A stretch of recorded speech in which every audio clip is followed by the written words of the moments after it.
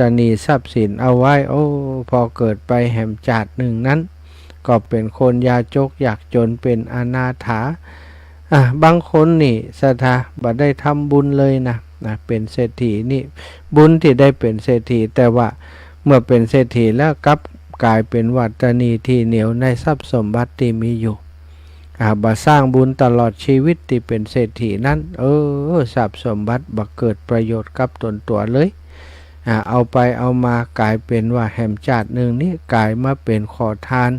เป็นคนอยากจนบ่ได้กินอิ่มแม้แต่มื้อเดียวบางคนนี่นะเป็นจาดสุดท้ายของเขาบุญที่ได้สร้างไว้ก่อนเก่าเนี่ยจาดสุดท้ายนี่หมายความว่าจาดนี้เพิ่นจะได้เป็นพระอรหันต์ พอมาได้บวชในพุทธศาสนาขนาดที่ว่าเป็นพระอรหันต์แล้วซะนะไปบิณฑบาตเนี่ยมันมีไผใส่คือบาตรของเปิ้นเหมือนกับเต็มอยู่ตลอดนะบ่ใจว่าบ่อยากใส่แต่คนทั้งหลายที่หันบาตรท่านนะก็เป็นบาตรที่เต็มอยู่ก็เลยบ่ใส่ซะนะคือเต็มจนล้นเลยนะก็เลยบ่ใส่แล้วก็ ท่านเป็นสัทธิวิหาริกของพระสารีบุตรเนาะมื้อสุดท้ายท่านพระสารีบุตรนี่ไปบิณฑบาตในวังก็ฝากอันพระสงฆ์รูปอื่นมาว่าเอาไปเฮืออันท่านรูปนั้นกำเนิดเปิ้นรออยู่ที่หอฉันท่านก็ฝากเข้ามาท่านไปบิณฑบาตในวังก็ไปฉันเห็นในวังพุ่นฉันเสร็จแล้วก็กลับออกมาไปถึงศาลาก็พระสัทธิวิหาริกของท่านนั่งอยู่ก็เข้าไปถามว่าเธอได้ฉันอย่างแล้วยังโอ้ผมยังบ่ได้ฉันอย่างคำเตือกครับอาจารย์ โหเฮาฝากมาโลเธอบ่ได้กะโอ้บ่ได้โลครับฝากไข่มานะถามพระภิกษุรูปที่เอาฝากมาเนี่ยโอ้ผมมันระหว่างทางผมก็ไม่ได้ฉันอย่างผมเลยฉันเฮวะ โอ้ศรัทธาญาติโยมอย่างเป็นอย่างอันแต่ว่าเนาะอย่างกำพร้านี่ก็ไปหาค่อยขอกินข้าวที่ไผ่ปุ่นก็ไล่ก็ดาตอนน้อยๆเนาะนี่ก็คือเรื่องของบุพกรรมศรัทธาญาติโยมเป็นคติสอนใจอย่างดีเนาะคนเฮาเกิดมาจะไปจิไปถีล้ำนะทำบุญสุนทรทานฝากไว้นะเปิ้นเรียกว่าหาทรัพย์ใดเอามาใจนี้เนาะเอามาใจนี้เก่าใจนี้เก่าฮื้อเขากู้เอาฝังดินไว้เอาใจนี้เก่าเอาฮื้อเขากู้นี่ศรัทธาฝังดินไว้หาทรัพย์ได้เอาฝังดินไว้เอาฝังดินไว้ ฝังดินไว้นี่เพิ่นบอกว่าดินนี้เป็นที่เป็นบ่อเป็นที่เกิดของบุญของกุศลที่เกิดของสิ่งดีๆทั้งหลาย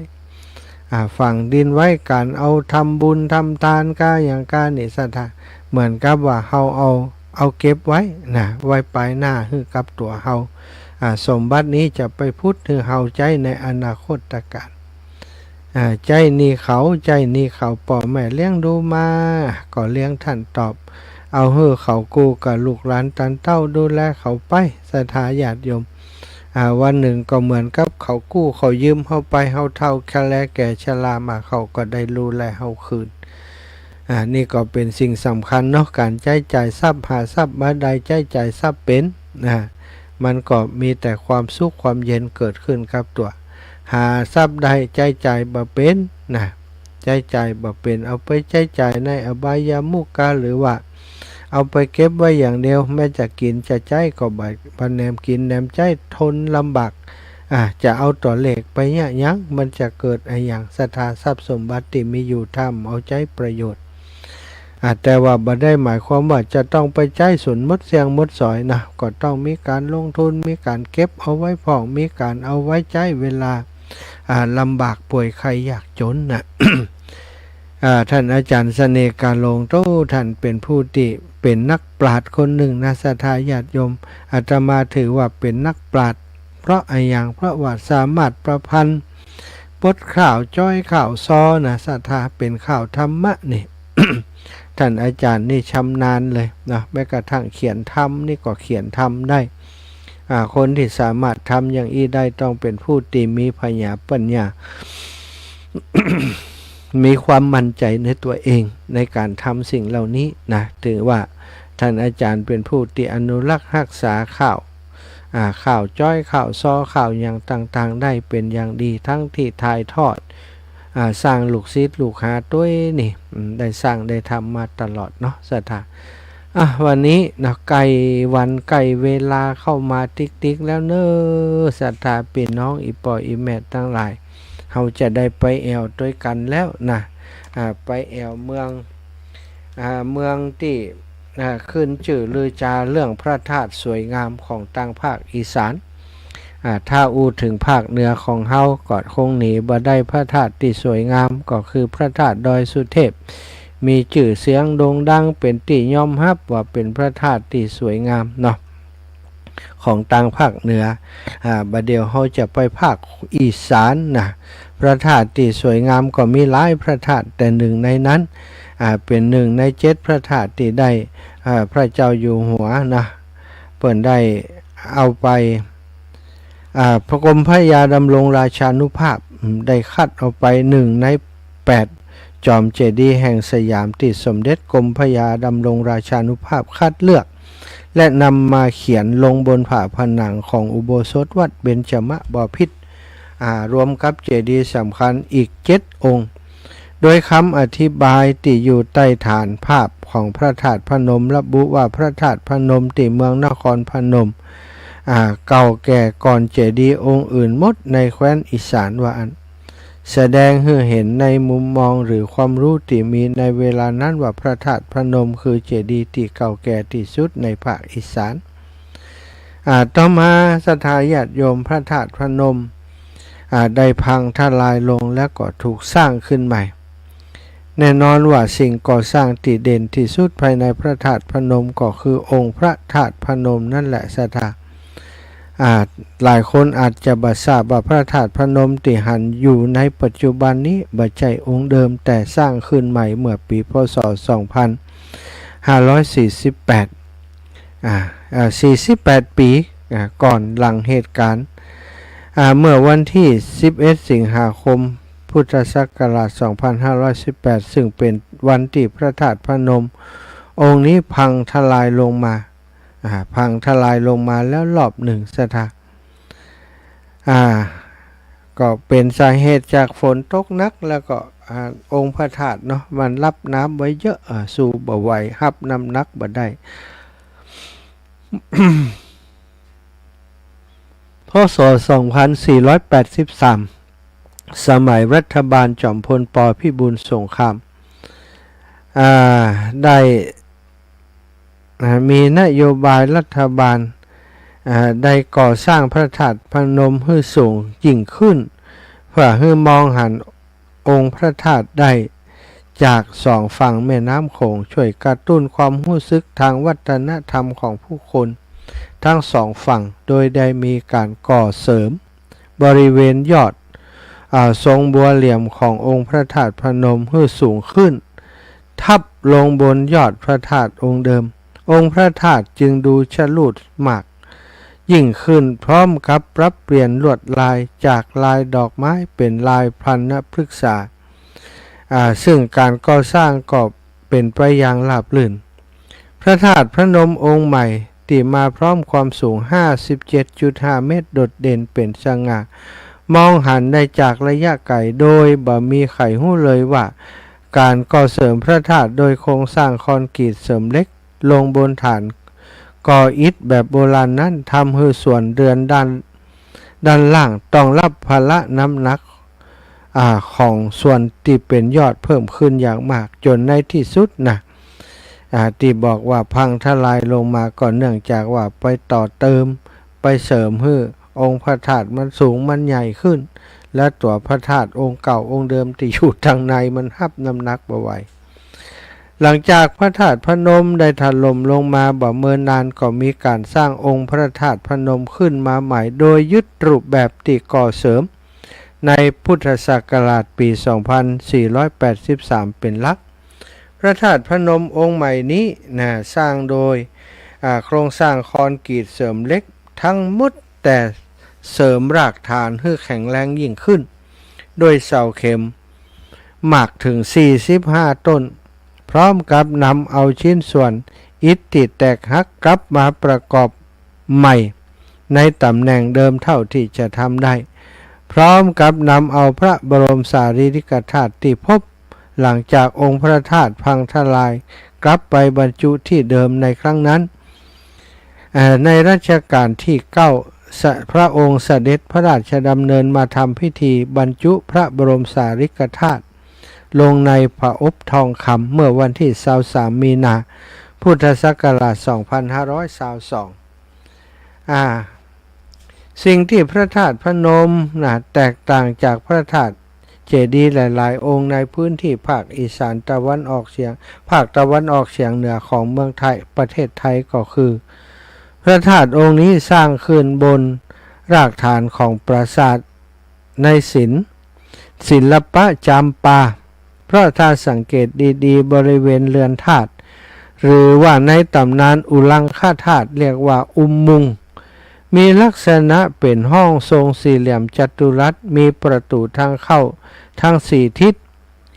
ที่เสาติดผนังติมมุมทั้ง4มีงานแกะสลักอิฐเป็นลวดลายพันนพฤกษา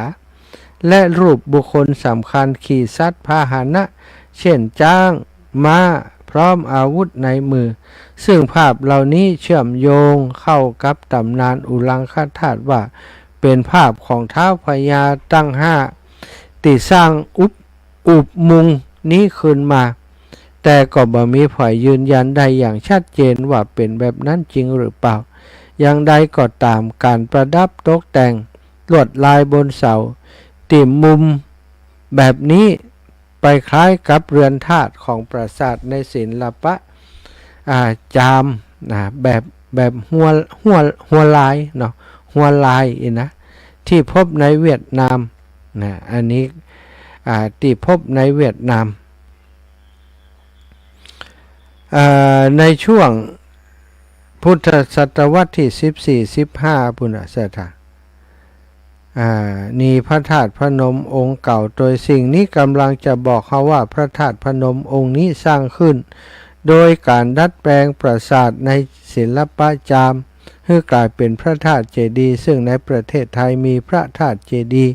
อีกองค์หนึ่งที่มีลักษณะคล้ายกันนั่นก็คือพระธาตุเชิงชุมจังหวัดสกลนครนี่เราจะได้ไปถึง2ที่ไปดูว่าโอ้มันสวยงามงดงามอย่างใดสถานสร้างขึ้นโดยการดัดแปลงปราสาทขอมให้กลายเป็นเจดีย์รวมถึงยังพบในประเทศลาวที่พระธาตุอิงหังเมืองสวรรณเขตก็เป็นเช่นเดียวกันสถานแล้วก็มาดัดแปลงครั้งนี้เกิดขึ้นเมื่อใดเพราะเหตุการณ์นี้เกิดขึ้นในระหว่างพุทธศักราช2234ภายใต้การนำของราชครูหลวงโพนสเม็ดหรือหลวงพ่อขี้หอมพระสงฆ์องค์สำคัญที่ชาวบ้านริมฝั่งโขงนับถืออย่างมากในคราวนั้นมีการต่อเติมส่วนยอดที่ควรจะเป็นเรือนชั้นซ้อนปราสาทแบบจามให้กลายเป็นพระธาตุทรงบัวเหลี่ยมป้อมเตี้ยตามแบบแผนที่นิยมในยุคนั้นพร้อมกันนั้นก็ยังผนึกห้องเรือนธาตุให้ทึบตันเพื่อช่วยในการรับน้ำหนักของยอดทรงบัวสี่เหลี่ยมที่สร้างเสริมเพิ่มเข้าไปก่อนที่จะถูกเสริมอีกครั้งในปี2483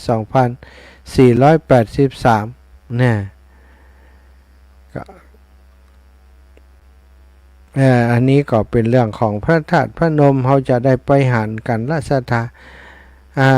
เขาจะได้ไปแอวไปพอไปหันกันเนาะนี่องค์ที่เขาหันปัจจุบันนี้ก็เป็นองค์ที่ได้ทำการบูรณะปฏิสังขรณ์มาแล้ว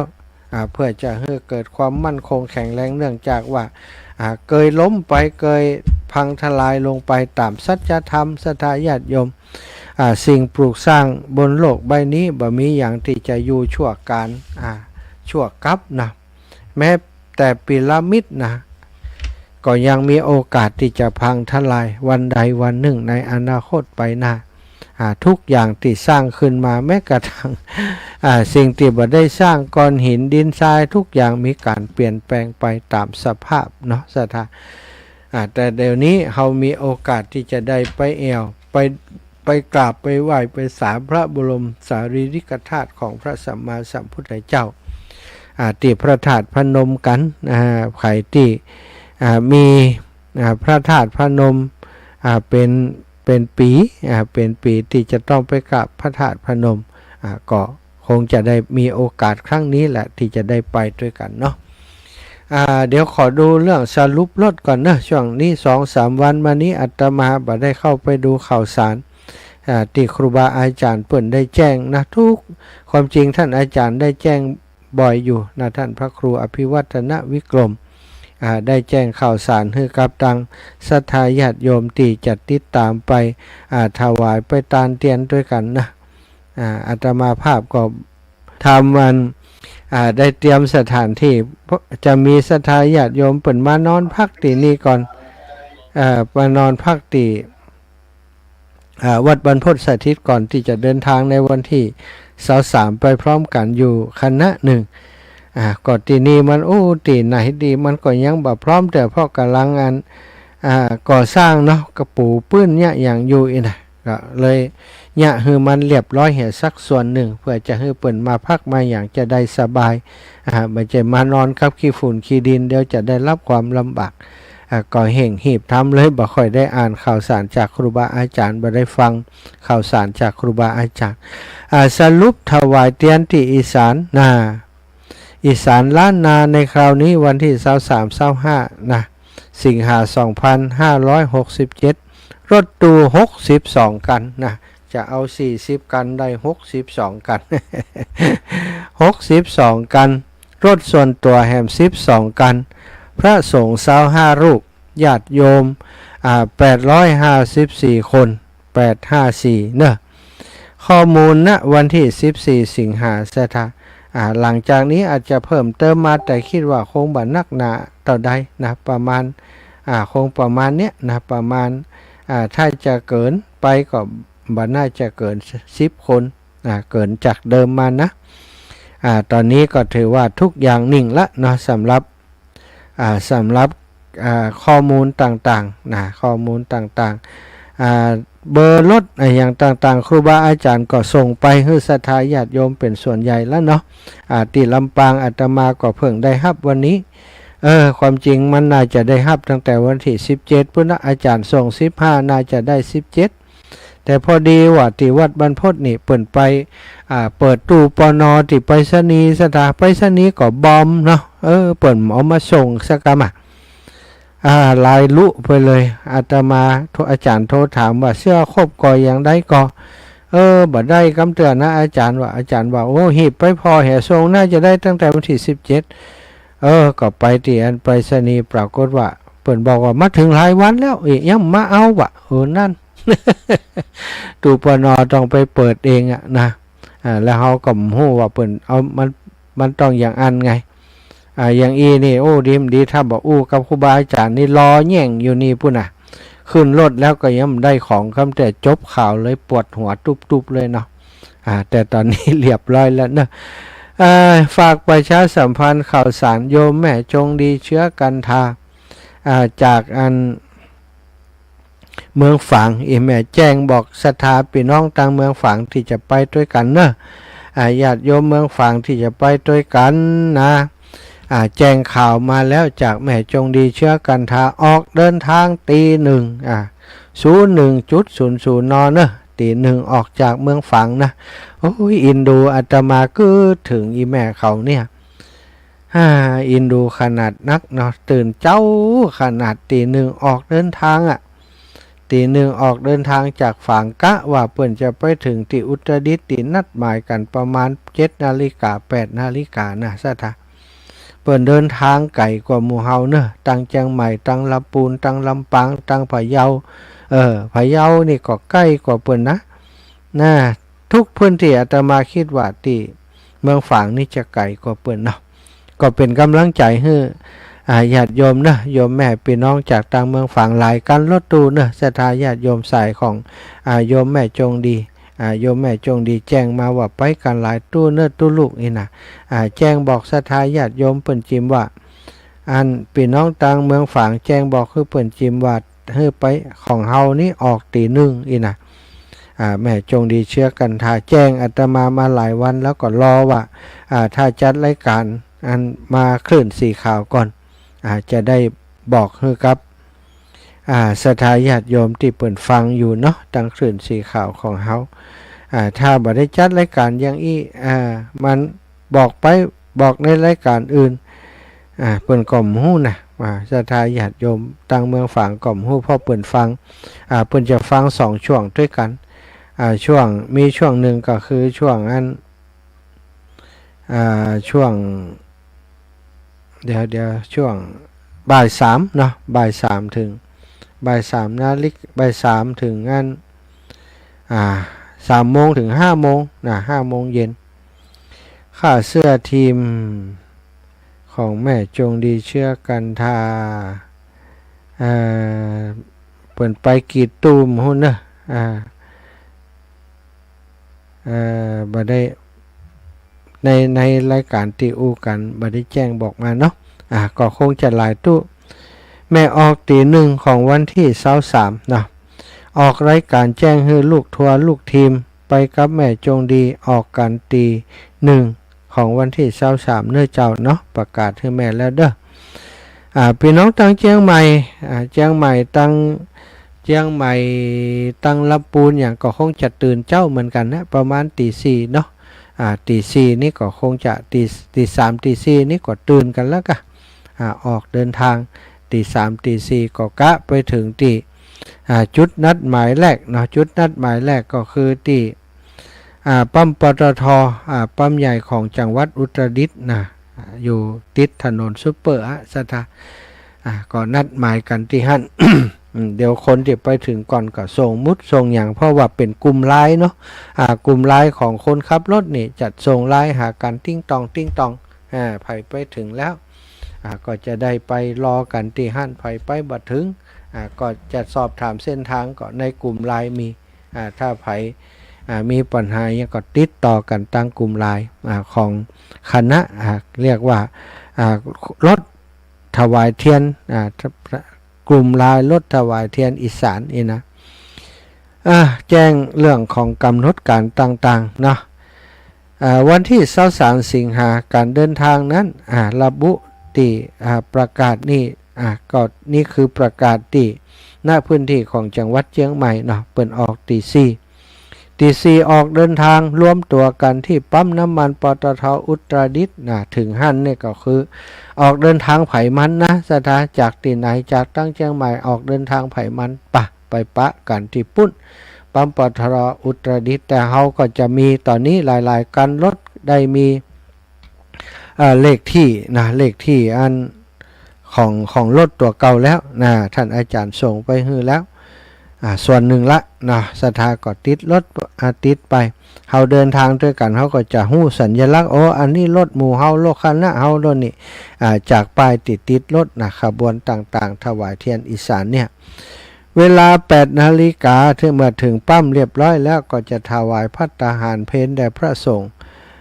ศรัทธาก็พักรับประทานอาหารกินข้าวง่ายกันที่หั่นเฮือเวลา40 นาที ประมาณ 9:50 นาทีก็ออกเดินทางมุ่งสู่อีสานไผจะแวะชมสถานที่ต่างๆก็ตามอัธยาศัยไผมันว่ากันไปแต่ว่าก็นัดหมายกันที่วัดเกาะแก้วอัมพวันอำเภอพระธาตุพนมจังหวัดพระธาตุพนมเวลา 17:30 น.ก็พยายามเดินทางไปให้ตันเวลาถึงเวลาเนาะ19:00 นาฬิการับประทานอาหารเย็นที่วัดเกาะแก้วอัมพวันสำนักคณะลูกทัวร์สถาญาติโยม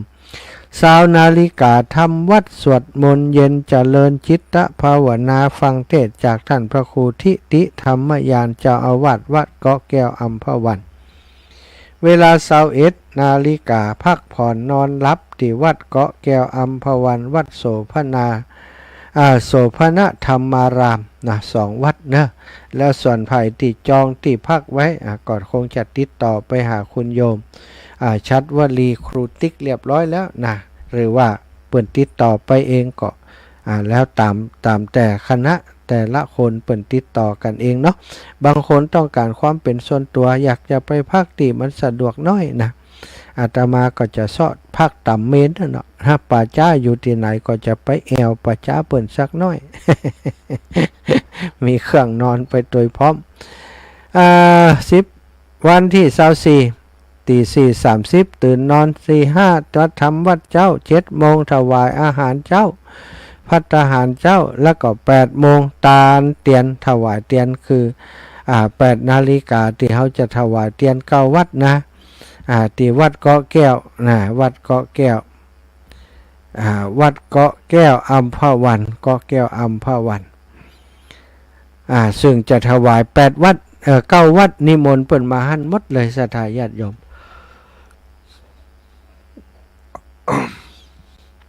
9:30 นาทีก็เดินทางไปห่มผ้าองค์พระธาตุพนมณวัดพระธาตุพนมวรมหาวิหารอำเภอพระธาตุพนมจังหวัดนครพนมเวลา 10:30 นาฬิกาไปที่วัดธาตุน้อยสีบุญเรืองอำเภอธาตุพนมชมโบสถ์สแตนเลสซึ่งบักไก่จากหั่นสถาและขอพรพระธาตุน้อย 11:30 ถวายเพลโดยพระครูวินัยทรวิวัฒยานวัฒโนเจ้าวัดวัดธาตุน้อยสีบุญเรืองนี่คือถวายสำหรับตู้เจ้านะบัดถวายโยม เพราะญาติโยมเขามีข้าวกล่องอย่างดีฮื้อนะ13 นาฬิกาเดินทางถึงแลนด์มาร์คเพื่อขอพรพระยาศรีสัตตนาคราชพลังแห่งศรัทธาติเชื่อในความศักดิ์สิทธิ์มาพระธาตุพนมชม3 ที่สุดเพื่อสุขที่สุดคือสิ่งศักดิ์สิทธิ์ที่สุดก็พระธาตุพนมสวยที่สุดสะพานมิตรภาพไทยลาวแห่งที่3งามที่สุดทิวทัศน์ริมฝั่งโขงศรัทธาจะได้เที่ยวชมกัน14 นาฬิกาเดินทางไปพระธาตุเชิงชุมวรวิหารอำเภอเมืองจังหวัดนครพนมสกลนครกราบขอพรหลวงพ่อองค์แสนนี่หลวงพ่อองค์แสนที่พระธาตุเชิงชุมจากนั้นก็เดินทางไปที่วัดป่าสวนธรรมะส่องใจอำเภอคำตากาจังหวัดนครพนมไปถึงในเวลา 17 นาฬิกาประมาณนี้เวลา 18 นาฬิกาคนเฒ่าคนแก่ศรัทธาญาติโยมรับประทานอาหารนะพระสงฆ์ก็น้ำปานะเนาะ19 นาฬิกาทำวัดเย็นสวดมนต์ปฏิบัติธรรมฟังเทศจากพระอาจารย์คมศักดิ์ธนศักโขหรือว่าครูบากอบเจ้าอาวาสวัดสวนธรรมะส่องใจ20 นาฬิกาถวายเทียนและทอดพระป่าสมทบสร้างเจดีย์ธรรมะส่องใจ21 นาฬิกาเหมือนเดิมรับพักผ่อนวันที่25 สิงหาคม 2567 ตี 4ก็ตื่นนอนตี 5ทำวัดเจ้า7 นาฬิกาถวายภัตตาหารเจ้า8 นาฬิกา8 นาฬิกาเตรียมเดินทางกลับทำบุญชำระหนี้สงฆ์เสีย จากนั้นก็รับข้าวกล่องเวลา 9:30 นาฬิกาเดินทางถึงวัดสิริสุทโธคำชะโนดวังนาคินบ้านดุงจังหวัดอุดรธานีจากนั้นก็เดินทางกลับโดยสวัสดิภาพ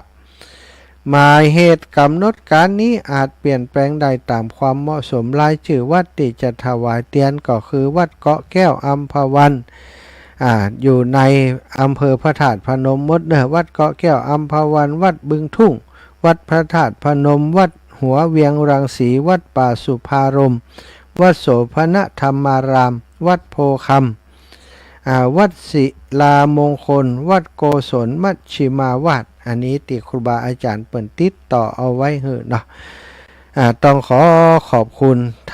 ครูชัดวลีหรือว่าคุณครูติ๊กน้องครูได้เป็นผู้ประสานงานจัดการให้ตั้งปุ้นหมดเลยศรัทธาญาติโยมอาตมาภาพกับครูบาอาจารย์เนาะเพียงแต่แจ้งให้เปิ่นไปตั้งปุ้นเปิ่นดูแลให้คอยประสานงานให้ทุกอย่าง ก็คงจะอิดคุณจะเหน็ดเหนื่อยหลายอย่างแต่ก็ปากบ่ได้เนาะ หับปากทุกปีแล้วว่าจะดูแลให้เต็มที่ทุกปีนะจำเป็นเนาะก็เป็นบุญวาสนาศรัทธาญาติโยมอีปอยอีแม่ทั้งหลายอาตมาได้เดินทางไปพระธาตุพนมในคราวครั้งนี้ไปเดินเริ่มต้นเดินจากพระธาตุพนมกลับมาพระธาตุดอยสุเทพเชียงใหม่ครูบาอาจารย์เพิ่นได้ติดตามที่อาตมาไลฟ์สดกายะคำกิจกรรมต่างๆเพิ่นก็ทราบความเคลื่อนไหวตลอดก็เลยอู้กันนะอู้กันว่าโอ้พอไปพระธาตุพนมแล้วก็ไปชมสถานที่ต่างๆตามเส้นทางนี่น่าจะดีนะกับบังเอิญอย่างที่บอกศรัทธาว่าอาตมาไปพุ่นก็วันแรกเลยที่เดินธุดงค์นะวันแรกเลยไปปะกับครอบครัวคุณครูสุริวัฒน์กับคุณครูชัดวลีซึ่งได้หันปะกันโดยบังเอิญเนาะไปฉันกาแฟที่ร้านเปิด โอ้เดินเหี่ยลมเหี่ยหลอกเหี่ยเลาะหาไหลใครย้อยก่ายอันร้านกาแฟหันเอาอันฉันกาแฟสักแก้วดีก็อีนะกึดถอกเดินไปแล้วโอ้ทีแรกจะเกรงใจว่าจะเข้าไปละเนี่ยว่าร้านดูแล้วจะเป็นร้านติดแอร์แต่คิดว่าถ้าเดินไปถ้ามีที่ซื้อที่ไหนรถก็จะลำบากนะเลยวนเข้าไปไปเอานี่ละอีเนาะขับไปซื้อกาแฟโอ้ซื้อไปซื้อมา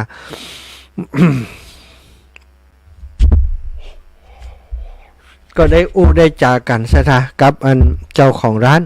เจ้าของร้านเปิดใจพอเปิดอันน่าจะเป็นครูเพราะว่ามีงานวันครูอยู่ตีบนผนังก็เลยถามว่าโอ้เป็นคุณครูเนาะอีนะเปิ่นก็บอกอ๋อแม่นแล้วครับท่านอาจารย์เปิ่นภาษาไทยภาษากลางใช่แล้วครับอาจารย์โอ้ยังทำงานอยู่ไหมโอ้เกษียณแล้วครับอาจารย์เกษียณเมื่อปีที่แล้วเนี่ยโอ้ปีที่แล้วก็เซลกันนะว่าฮะ06เหรออาจารย์อ๋อ06เอ้าเป็นเซลกันอ๋อไปมาไปปะเซลตั้งแต่วันแรกซะท่าจากนั้นแฟนเปิ่นก็เข้า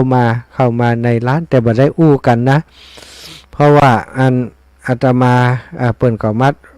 มีครูแห่งคนมาธุระนะมาหาคุณครูผู้หญิงแต่เปิ่นก็เข้าไปทักทายไปไหว้ไปสาก่อนที่อาตมาจะออกเดินทางไปเปิ่นก็มาไหว้อีกรอบหนึ่งถึงสามีภรรยาแล้วก็บอกท่านอาจารย์จะพักที่ไหนค่าคืนนี้ก็มาหู้นายเนาะเดินไปเลยปะที่เมาะไหนก็พักหันวันนี้จะจัดรายการ6 โมงเนี่ยจะต้องหาที่พักแล้วพอจัดรายการ6 โมงนะเปิ่นก็เลยบอกว่าเดี๋ยวถ้าอาจารย์พักที่ไหนบอกด้วยนะโอ้แรงได้มีโทรศัพท์มากิ้งกังฮับโทรศัพท์ปุ๊บเปิ่นบอกว่าท่านอาจารย์อยู่ที่ไหนคะว่าอ๋อโยมจะมาเหรอเจ้าข้าว่าเดินทางมาแล้วก็ปักมุดเปิ่นก็เข้าไป อยู่อันกระท่อมน้อยกระต๊อบหลังหนึ่งริมฝั่งแม่น้ำโขงศรัทธาญาติโยมเปิ่นก็ตุยไปหาที่หันก็ได้สนทนากันตั้งแต่วันนั้นมากลายเป็นพี่เป็นน้องกันเปิ่นตีตามอาตมาจนมาถึงพิษณุโลกดูศรัทธาติดตามมาเป็นเวลาหลายวันวันเสาร์วันอาทิตย์ก็ปากันมาถึงครอบครัวถึงลูกถึงเต่ามาตยหามาเดินตยเป็นห่วงเป็นหามปาไปแอวหั่นแอวนี่แหม ทุดงจะได้ไปแอวแหมเนาะทุดงปักอันธงไว้เปิ่นปาไปแอวปิกมาเดินที่เก่าก็เลยได้ไปหันหลายสิ่งหลายอย่างถ้าบ่อันทำปะ2 คนผัวเมียนี่นะก็คงจะบ่ได้ไปอันหันสิ่งที่สวยงามหลายๆอย่างพระธาตุเชิงชุมไปผาอย่างก็ผาซ่อนแก้วนะแล้วก็อันผาแดนบัดผาแดนตัวหลายตีเปิ่นปาไปเนาะส่วนธรรมะส่องใจก็ได้ไปหันก็จากการที่2 สามีภรรยาเนี่ยนำไปสุดท้ายศรัทธาญาติโยมจะได้ไปหันที่อาตมาได้หันมาแล้ว อาตมาได้หันมาแล้วแต่ก็ตื่นเต้นที่จะไปกับศรัทธาญาติโยมนี่ไปกันนักกันหลายโตคงจะม่วนใจกันน่าดูละเนาะ โอกาสที่เขาจะได้ไปกันอย่างอีมันก็หายากนะศรัทธาอีป่ออีแม่ทั้งหลายครูบาอาจารย์ก็บ่ค่อยว่างบางทีครูบาอาจารย์ว่างศรัทธาก็บ่ค่อยว่างนี่ปัญหาการงานต่างๆนี่เดี๋ยวถ้าหลังจากนี้ไปก็เดือน10เห็นมั้ยนะเดือนอันเป็นตานอันหาผีตายนะตานหาผีตายแหมไอ้สะปะสะเป็ดนะหลังจากนั้นก็เข้าสลากหักไม้แล้วก็ต่อไปก็กฐินเนี่ยโอ้งานยาวสุดเหยียดไปถึงมกรากุมภามีนาพุทธศาสนานี่ก็อิฐอันละปีนี้อาตมาจะลักเดินช่วงใดมั่วเนี่ยนะจะได้ไปเดินธุดงค์ช่วงใดย่ำแน่ใจแต่ก็อยากจะทำเหมือนทุกปีนะต้องไปสักเล็กสักน้อยใจจริงอยากจะเดิน3 เดือนเพื่อสถาถึงวันนี้เดินเดือนเดียวผ่องเดิน20 กว่าวันผ่องมันเต็มที่เนาะแต่ก็หูว่าจากนี้ไปนี่เวลาของตัวเก่าจะมีมากน้อยแค่ไหนที่สำคัญร่างกายจะสู้ได้หมอกได้แหมกำ ใจนิดตึกเนาะแต่ร่างกายบางเทื่อมันสู้บ่ได้ร่างกายสู้ได้ก็แล้วแต่เปิ่นถ้าเปิ่นสู้ได้วันใดเปิ่นก็คงบอกถ้าเปิ่นบอกเขาก็จะบอกเปิ่นไปต่อ ไปต่อไปทุกปีเนาะปี58ตั้งใจว่าจะไปอินเดียเนี่ยปีนี้57ปีหน้า58เนี่ยปลายปี58ศรัทธาจะไปอินเดียจากจะไปเดินทางพุ่นนะกำลังเสาะหาคณะเสาะกลุ่มอยู่ศรัทธาอู้ไปอู้มาเนาะก็จะแบ่งปันเวลาให้โทรนักเห็นน้อยวันนี้เพื่อจะได้อู้กันเรื่องนัดหมายการเดินทางอย่างใดเนาะโยมป่อโยมแม่ทั้งหลายที่ฟังรายการอยู่จะโทรมาบอกมาแจ้งอย่างก็เรียนเชิญเจริญพรเนอะแม่ย่าแม่จงดีถ้าฟังรายการอยู่โทรมีอย่างเพิ่มเติมก็โทรเข้ามาก็ได้พี่น้องตั้งเชียงใหม่นะพี่น้องตั้งเชียงใหม่จะบอกลูกทัวร์ผ่านตรงนี้ก็ได้หรือว่าจะสนทนาอู้จายังหรือจะฝากให้ฝากพร้อมก็เจริญพรเนาะ0808844173เนอะศรัทธาทั้งหลาย0808844173มีหลายท่านหลายคนเข้ามาติดตามทาง Facebook ไลน์นี่คุณยุพินหอมมาลาแม่อมนวันเล่ากุลแม่ลัดดาอักกะเรือนโยมน้องต่อยบุญนำวงกัญญามะลิวันนิ่งมาลาแม่ลำดวนแต้มคมคุณเร็วเนาะคุณโยมชุติการรอดพยานกราบนมัสการท่านอาจารย์ใหญ่ท่านอาจารย์วัดพุทธศรีคีรีอันนี้อีแม่คำมวลถ้าคุณกิจถ้าโทรศัพท์มาของอีแม่จะโดนตัด เอาว่าไปฮัลโหลฮัลโหลละแม่ว่าเลยฮัลโหลอาจารย์แม่สาวเจ้าแม่ไอแม่ต้องปิดวิทยุถ้าไอแม่จะโทรอู้ทางเพศแม่ต้องปิดวิทยุปิดวิทยุเนาะถ้ามันปิดถ้ามันปิดมันจะเสียงมันจะก้องเข้าหากันไปก่อไปได้เปิดเสียงเจ้าล่ะแม่ปั้นได้เป็นยังปั้นหลอกหลายละประเดี๋ยวได้ติดตามฟังท่านเสน่ห์กาลงอยู่เนาะเจ้าแม่ติดตามเพราะว่ามาเจ้ากันแม่ก็ได้ยินแม่จะโทรกับเบิดสารเบิดสักกับเจ้าแม่สารเนอะขอบคุณเจ้า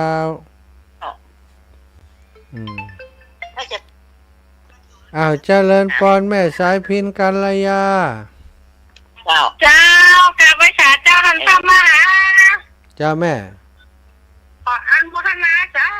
สุบุญได้กินเนอะบ่ได้ไปก็เปิ่นชะกรรมเนาะแม่สายพิน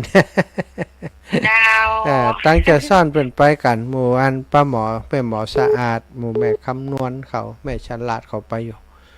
จะซ่อนได้กันนึงแม่เมืองปันก็กลุ่มกันน่ะอีแม่น่ะมันก็กลุ่มกันน่ะแต่ว่ามีกลุ่มนี่กะหมู่เขาฟังกันจัดหลายหมู่บ้านหลวงน้ำจำบ้านอย่างนี้จัดมีน่ะแต่มันมีไผโทรเขาเปิ่นได้โทรเนาะมีแต่แม่สายพินเป็นตัวแทนโทรมาน่ะ เจ้า อืม เจ้าขอบคุณนะ ขอบคุณเหมือนกันเนอะอีแม่แม่อยู่ดีมีสุขนะ เจ้าจ้า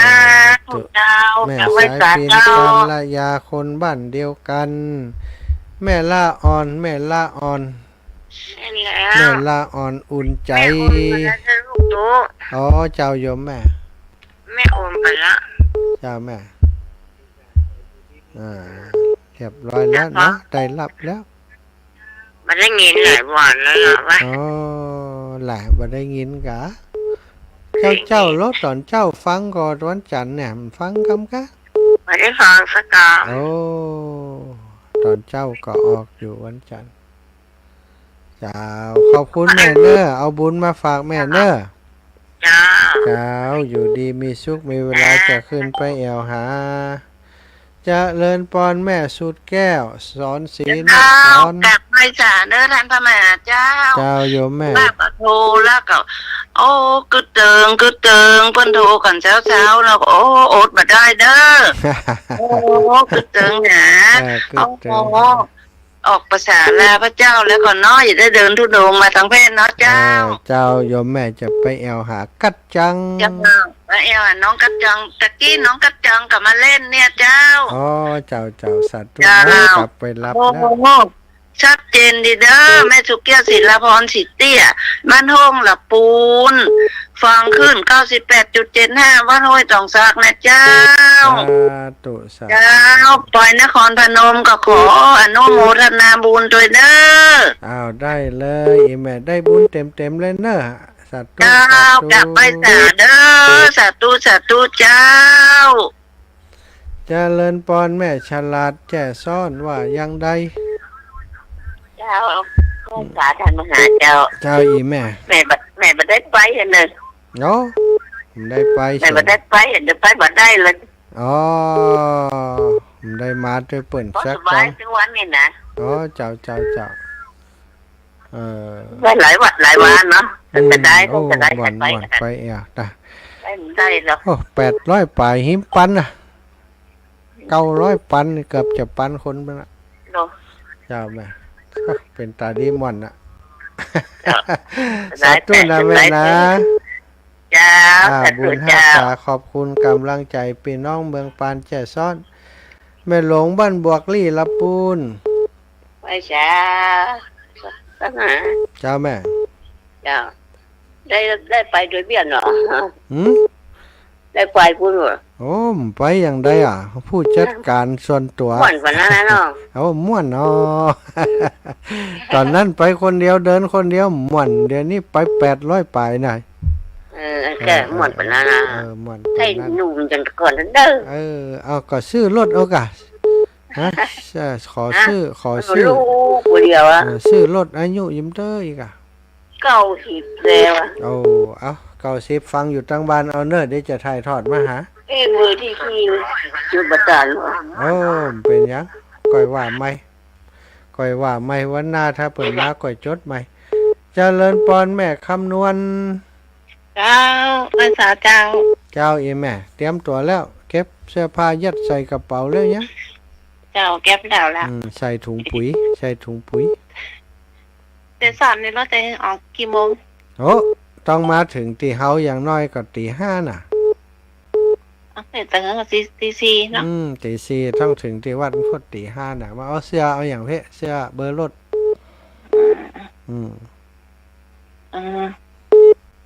นั่นตี4อันตี3ก็จะขึ้นไปหาเขาจะสอน โอ้ขึ้นไปพูดก่อนกะ ต้องขึ้นไปหาปุ่นกะ อ๋อไปเลย แม่กับคนขับรถก็จะขึ้นไป เจ้า กระโพดเอากล้องตั้งไม้วันนะ เจ้าอีแม่ เจ้า เจ้าสาธุนะปะ เจ้า กัน สาธุเจ้า แม่ก้อมใจคำแม่ก้อมปิดวิทยุก่อนฮับแล้ว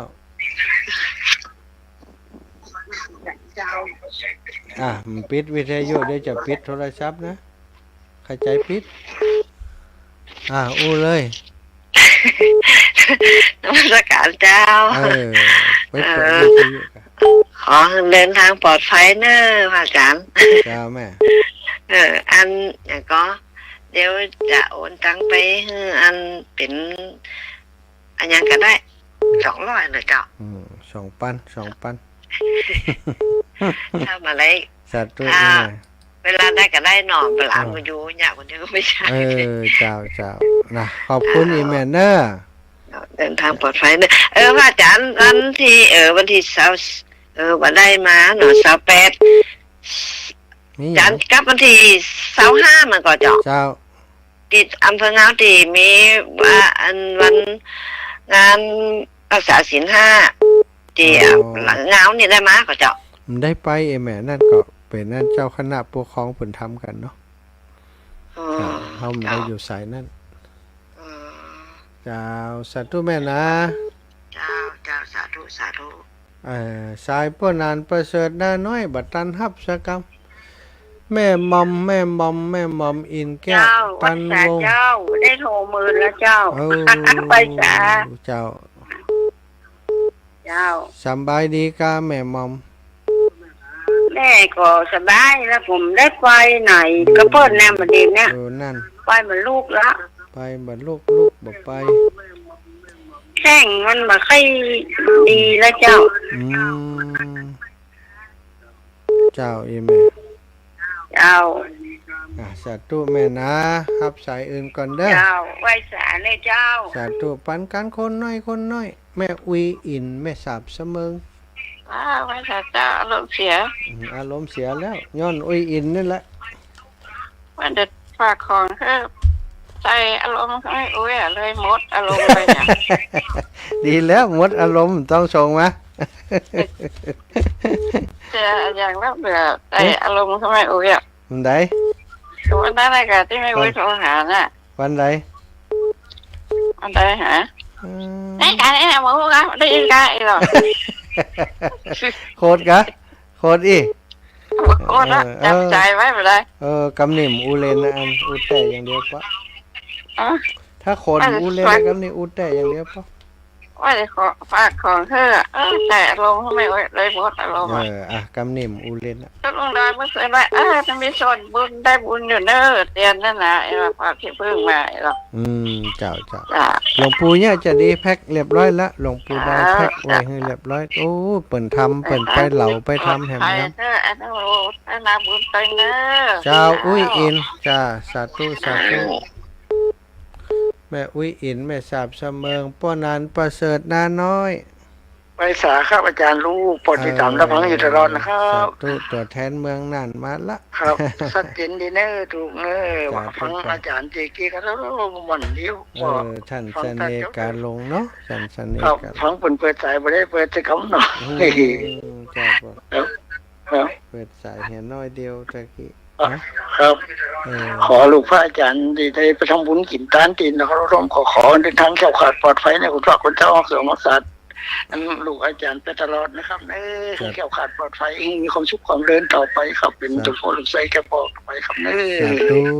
สาธุปนนั้นประเสริฐนานน้อยผลเมืองน่านส่งเข้าประกวดเจริญปอนโยมแม่เจ้าอีแม่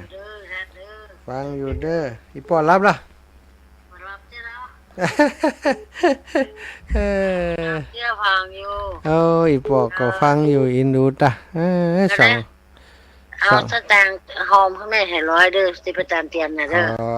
เดี๋ยวเขียนชื่อก่อนเจ้าได้นะแม่เด้อสาธุ จ้ะแล้วก็งานนี้ก็มาไม่ได้กับมาแม่เด้อ เจ้าฟังอยู่พอดีเข้าหัวจังเลย แม่แก้วกันเท่าว่า ฟังเสน่ห์กันหลงกับม่วนใจเนาะสา ถ้าอยู่ ธุ ได้ก็ไว้แสเด้อ สาธุเจ้าแม่เจ้าแม่แก้วกันทะวังอันนี้ก็แม่แก้วดังกันแม่สุแก้วคำอ้วน นมัสการเจ้า คำอ้วนไม่ใช่คำผอมไปก็ไปเอวก็ มาได้ไปเจ้า มันตันเพิ่นอ่ะมันได้ไปเอวอ่ะ จะเป็นอย่างเจ้า เป็น บ่ กะ เป็นหยัง เป็ เจ้าน กะไปคนเดียวมันเสียหมดเอ๊ะขอยเปิ้นนอเดี๋ยวอย่าให้แม่ขอยมันก็อนุโมทนาบุญอยู่บ้าน ท่านยังเนี่ยการห้องกะ โอ้ยแม่มันไข่ให้มันแล้วอ่ะอย่าให้มัน เอียงป๊อกของหาคนเดียวอ่ะ เนี่ยการเปิ้นว่าหยังก็อันมันจะออกอย่างน้ำว่ะเนี่ยแล้วเมื่อก่อนแล้วเนี่ยไปเนาะ จ้า การมันจะออกมาอย่างน้ำน้ำออกขอยังปั๊มออกขวางได้ เจ้า อันนี้เนี่ยแล้วก่อนแล้วเนี่ยแล้วก่อนแล้วเจ้ามั มันจะได้เรียบร้อย เจ้า สัตว์แม่นา เจ้านมั สั ส ต การ ว์จ้า เจ้า บุญรักษา เจ้า เจ้า เจริญปอนพี่น้องนาเหลียงนาไม่เขียว ไว้ตาเจ้า แม่พังอยู่เนอม่วนแต่ละ วันนาเหลียงนาบ่เขียว ม่วนขนาดเนาะ นาบ่เขียวฮะอู้ม่วนกะ เจ้า ม่วนอย่างแม่อุ้ยอินว่าตะกี้อันอย่างก็ เสียงแข็งใช่แม่เฮียอีโลมันส่งของเนื้อโลน้อยใจโล มันก็ว่าไปฉะนั้นนะจ้ามันว่าเล่นมันได้ จ้าขอบคุณอีแม่มีโอกาสจะไปแอวหาพี่น้องนาเหลียงเนอะ เจ้า